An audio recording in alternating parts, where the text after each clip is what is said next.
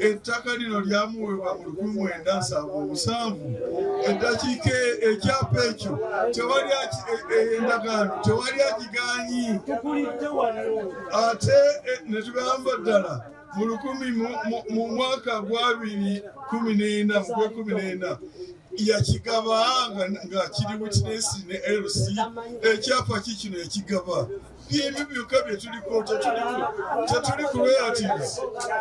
Yes.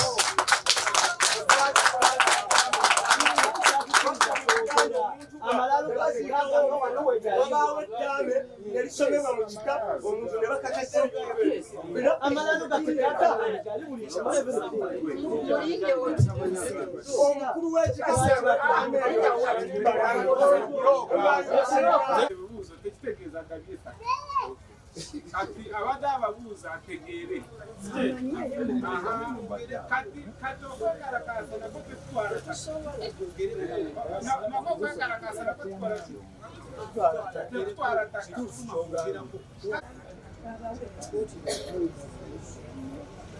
bana bamise Rose Nalwoga baleese fayiro yaabwe etegeeza obukakafu obulaga bwa nannyini.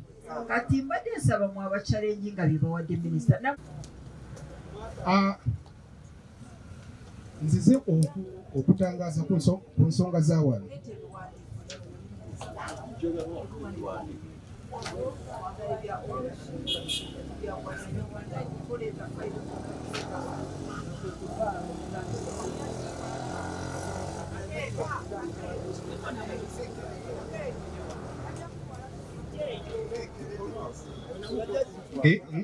Abo bw'okyasoma ebiwandiiko ffe tetukkirizangako nti Nalwoga yaweebwa taweebwangako, era bwe kiba nga kyaliwo eyamuwa obuyinza obugaba yabujjawa ekintu ekitaali kikye. Omukyala ono y'omu ku baana abasigaddewo mu luggya luno, abaana enzaalwa abaazaalibwa omwami wa wano omukyala wa wano. Ekyomukisa omubi nti banna ababiri tebaazaala. Ono ye yazaala, ye bwe yafumbirwa n'agenda we yalaga. Ono muganda we yasigala n'agenda n'alonda omukyalo ekitali kibi. Naye kati kino ekiwandiiko ekyavaayo twakakitegeera ndowooza myezi nga 8 nti yagabawo. Ffe tetubimanyi nti oli sisita w'ono yagaba ekintu ekitali kikye. Tetujja kugamba nti ekiwandiiko kye baakola tukiwakanya emyaka 5 mu 3 twali tetukimanyi. Naye eyagaba yali mutuufu okugabawo, kubanga tosobola kugaba kitali kikyo. Tosobola kukwata mmotoka etaliyo n'ogigaba. Ate ekyomukisa obulungi nti kye baawandiika yakiwandiika, yali akola yali akitegeera. Yawandiika plot number ne block number wabyogeddeko. Kyensuubira nti waliwo ekikweke kye baabawa ekitali kino oluvannyuma ne yeesiba ku kino. Omukyalo oyo Nalwoga alabiriddwa nga family member okumala emyaka gyonna. Nga n'emikolo egijja okubeerawo wano gibeerawo nga naye waali, naye nga tetuwulirangako nti wano w'abaseveniside. Okuwulira abaseveniside twajja wano twali tuzze kulongoosa ne tusalawo omuti ogwali awo, abantu kwe kutugamba musala, naye tulabawo abaseveniside abeetawulirawo. Netuga nti katujjawo abaseveniside bajja kujja tutegeere ani yabawaawo. Era bwe tumala okusalaasala ne balyoka bajja nti ffe wano baatuwaawo. Ate ani yabawa? Kwe kujja ebiwandiiko byatutali tumanyi. Emyaka egyo gye bagamba 47 tetumanyanga nako nti wano baakolerawo ekiwandiiko nga neyakikolewo si yali omutuufu. Tosobola kuva wano n'ogerawo ne yiba n'okolerawo ekiwandiiko.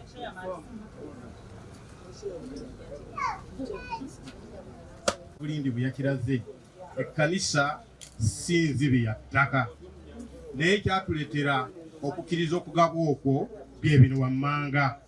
Ekisooka maama mukyala Nalwoga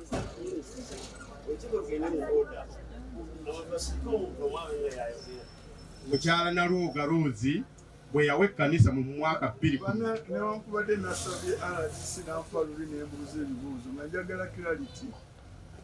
Olukiiko luli mu mikono gya RDC gwawo okwogera yabayo. Omazeewo bbanga ki?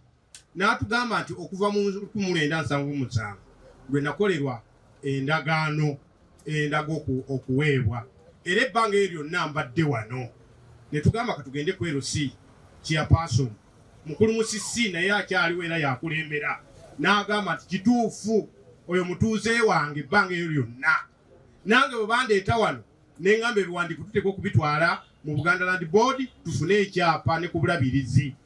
Ebbanga eryo omuntu oyo lyamaze nga bano bwe bagamba nti baali bamukuumira obukuumizi nga yatuuka n'okutundako emabega epuloti eziwera. Lwaki baasirika ebbanga eryo lyonna emyaka ne gyetooloola 47 nga tebavaayo kumuwakanya talina buyinza? Njagala balaga ekintu ekyo n'obuwandiike lwa Rose.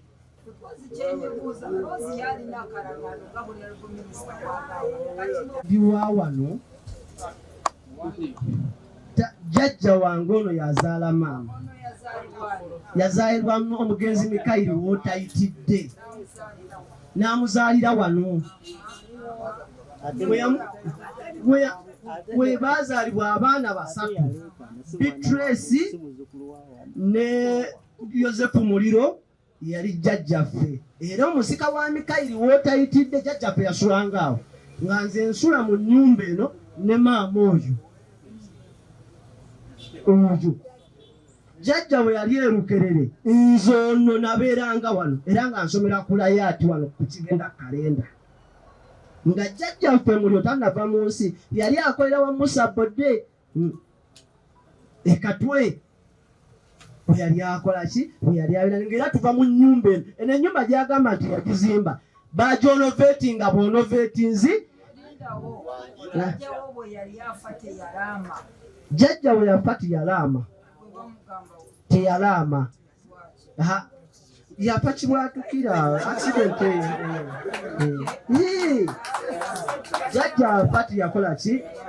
Teyalaama. Betusigala ne ssenga waffe essaawa zino ki? Ssenga kuba tetumugoba wano. Ne tusigala naye kuba tuli amugoba nga kibatwala obubi nti tukola ki? Titukola.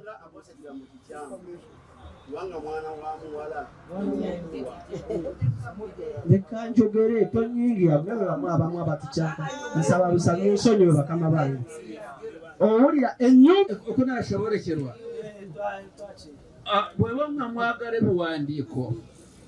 ebiwandiiko onakyalo yeyejja kubuweereza yenanyini kitaawe yenanyini wano. Bweba mwagala ebiwandiiko ono yejja kubuweereza kulaga abantu be bw'aba ayagala kuweereza ono yejja kumusalirako. No, I think you are wrong. You are wrong.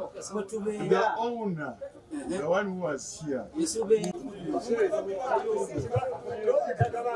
Wange, muzee abeera mu nnyumba kati kyenjogera obeera wa kati?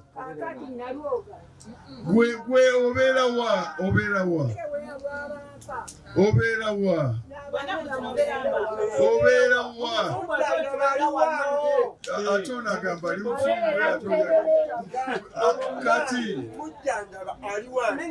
abeera wo? Aliwo? Kyembadde njagala okumanya.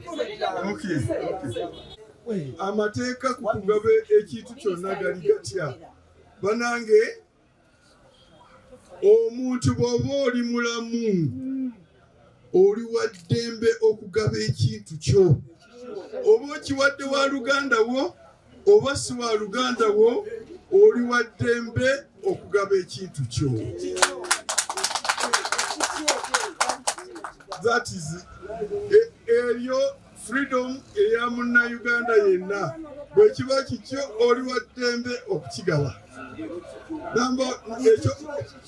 Wait. Number two. Leka nze njogera kakati. And this is a law. Eryo ly'etteeka. Oli bw'afa ng'ekintu yakigaba tekiddayo kuba mu estate y'omufu. Kiba yakigaba nga mulamu.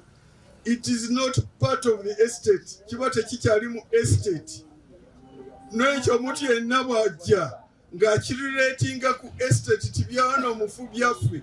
Oli bw'aba kiba kyavaawo. It's not part of it anymore. Number three.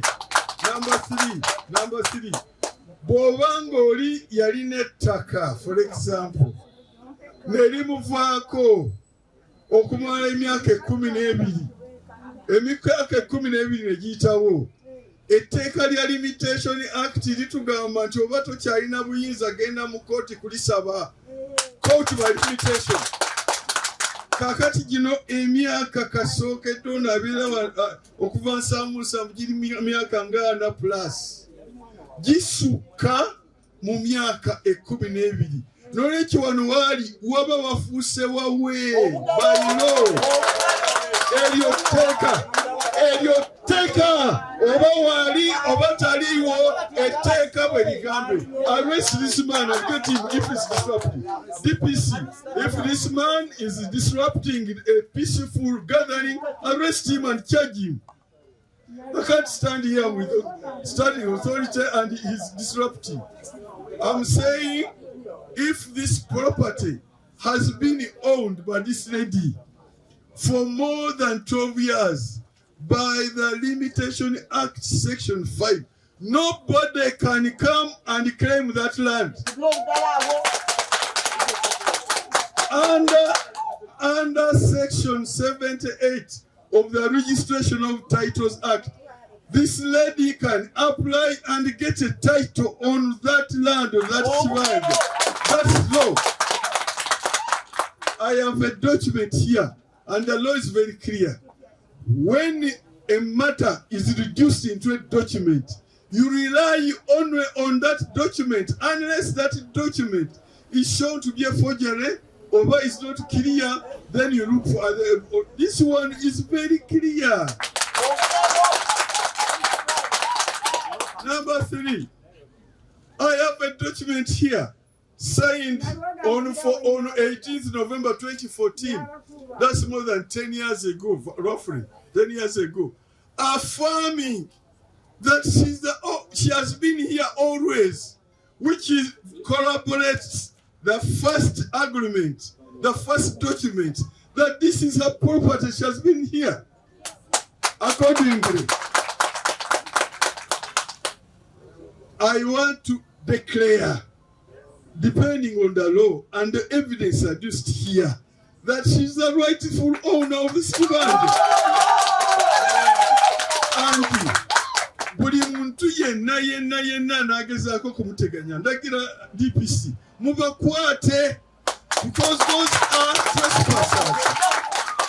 Obanga ebintu bino bye bataddeko nga bannannyini be babitaddeko, then balagire babijjeko, because that was trespass.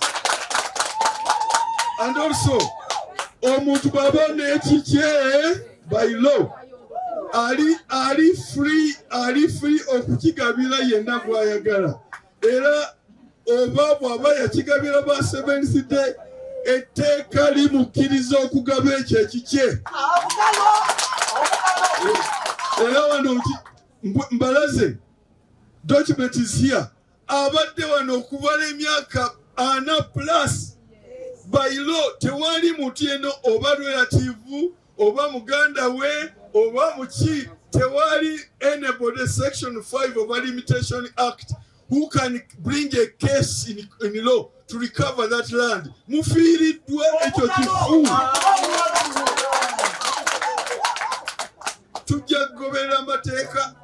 Section Article 2 eya Constitution egamba etteeka lyonna custom yonna eba conflict with that constitution, it is invalid. Oba mwe mulina obulombolombo obugamba toyinza okuva emyaka 5 n'otwala ettaka ly'omuntu akakabonero kakonflikiringa ne article 26 ey'obwannannyini n'olwekyo akalombolombo ako kafuube fufululu nyabo. Wano waliwo RCC era mulagira akuwa obukuumi bwonna ku kibanja kyo. Oba ng'ogaba ekikyo genda ewala DC bw'aba nga ebugabira ate ze tekyalina kyakola kyasigazza kukuwa bukuumi bw'oba olina bewawa baddembe okukozesa ekyo kye bawaba. Baddembe bw'oba bagamba nti bazimbe baddembe okuzimba etteeka bwe lityo bwe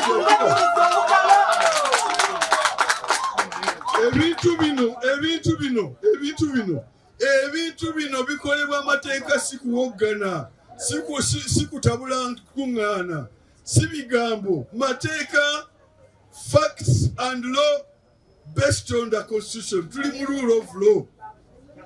N'olwekyo senga wabaawo yenna who disturbs your quiet possession of this kibanja of yours, I direct the RCC with the help of the security team to give you all the protection and to bring to book, arrest and prosecute in accordance with the law anybody who is trying to disturb that quiet possession, or anybody who has been donated, sold or otherwise dealt with that with your authority. Ekyo kimazi era ndoza ekyo tekiddibwamu bwe muba temukkiriziganya n'amateeka nga bwe ngalambulidde nga constitutional right nga bwegira mugende mu kooti muwaabe. Otherwise, as the status now, she's the owner of the land. For God and my country. Auntie, can I say in here?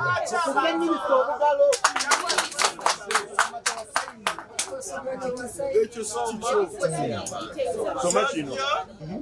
So you know nothing about it. Okay. I didn't say, Nagambie,